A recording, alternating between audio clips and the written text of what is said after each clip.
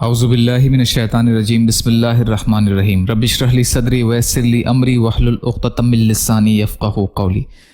14 رمضان المبارک، اسلامی تاریخ۔ سب سے پہلے ایمان لانے والے۔ نبوت مل جانے کے بعد رسول اللہ صلی اللہ علیہ وسلم نے تبلیغ شروع کر دی۔ چونکہ عرب میں صدیوں سے کفر اور شرک کی وبا پھیلی ہوئی تھی اور ہر شخص اس میں مبتلا تھا، اس لیے کھلم کھلا پیغام حق پہنچانا ایک مشکل کام تھا۔ لہٰذا حضور صلی اللہ علیہ وسلم نے پوشیدہ طور سے لوگوں کو اسلام کی دعوت دی۔ عورتوں میں سب سے پہلے آپ کی ہمدرد اور غمخسار زوجہ محترمہ حضرت خدیجہ رضی اللہ تعالی عنہا نے اسلام قبول کیا۔ مردوں میں آپ صلی اللہ علیہ وسلم کے بچپن کے دوست، تجارت کے ساتھی حضرت ابو بکر صدیق رضی اللہ عنہ سنتے ہی آمنا و صدقنا بول اٹھے اور ایمان لے آئے۔ لڑکوں میں آپ صلی اللہ علیہ وسلم کے چچا ابو طالب کے بیٹے حضرت علی رضی اللہ تعالی عنہ ایمان کی دولت سے مالا مال ہوئے۔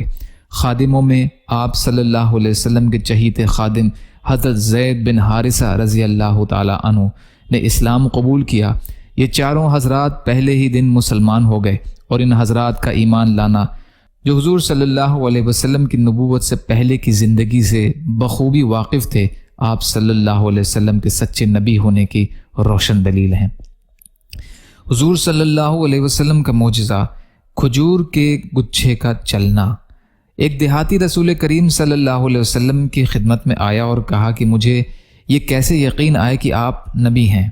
آپ صلی اللہ علیہ وسلم نے فرمایا، اگر میں اس کھجور کے خوشے یعنی گچھے کو بلا لوں تو تم میرے نبی ہونے کو مان لو گے؟ اس نے کہا ہاں۔ آپ صلی اللہ علیہ وسلم نے اس گچھے کو بلایا، وہ درخت سے اتر کر رسول اللہ صلی اللہ علیہ وسلم کے پاس آیا اور پھر آپ صلی اللہ علیہ وسلم کے حکم سے واپس چلا گیا۔ دیہاتی فوراً اس معجزے کو دیکھ کر ایمان لے آیا۔ ترمذی کی روایت ہے، ابن عباس رضی اللہ تعالی عنہ راوی ہیں۔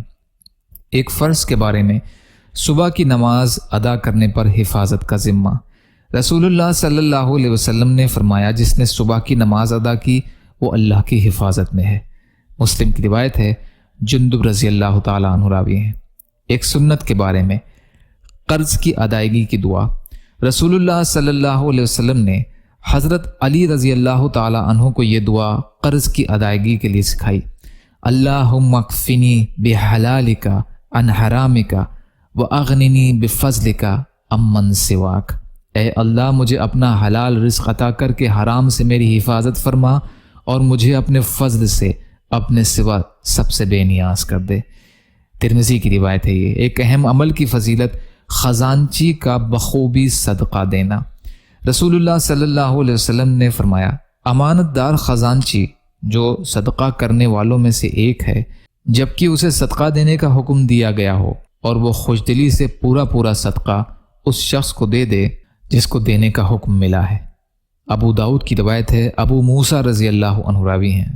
فائدہ، 2 صدقہ کرنے والوں سے مراد ایک خزانچی اور دوسرا مالک ہے جس نے صدقہ کرنے کا حکم دیا ہے۔ اگر خزانچی امانت داری کے ساتھ مالک کے حکم کے مطابق خوشدلی سے صدقہ کرے تو حضور صلی اللہ علیہ وسلم نے اسے بھی صدقہ کرنے والوں میں شمار فرمایا ہے۔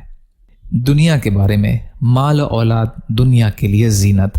قرآن میں اللہ تعالیٰ فرماتا ہے، مال اور اولاد یہ صرف دنیا کی زندگی کی ایک رونق ہے، اور جو نیک اعمال ہمیشہ باقی رہنے والے ہیں وہ آپ کے رب کے نزدیک ثواب اور بدلے کے اعتبار سے بھی بہتر ہیں اور امید کے اعتبار سے بھی بہتر ہیں۔ لہٰذا نیک عمل کرنے کی پوری کوشش کرنی چاہیے اور اس پر ملنے والے بدلے کی امید رکھنی چاہیے۔ سورہ کہف کی آیت کا ترجمہ۔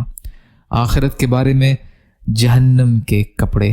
حضرت عمر رضی اللہ تعالی عنہ فرماتے ہیں کہ حضرت جبرائیل علیہ السلام نے رسول اللہ صلی اللہ علیہ وسلم سے عرض کیا، مجھے ذات کی قسم جس نے آپ کو حق پر مبعوث فرمایا ہے، اگر دوزخ کے کپڑوں میں سے کسی کپڑے کو آسمان اور زمین کے درمیان لٹکا دیا جائے تو زمین پر رہنے والے سب جاندار اس کی گرمی سے ہلاک ہو جائیں گے۔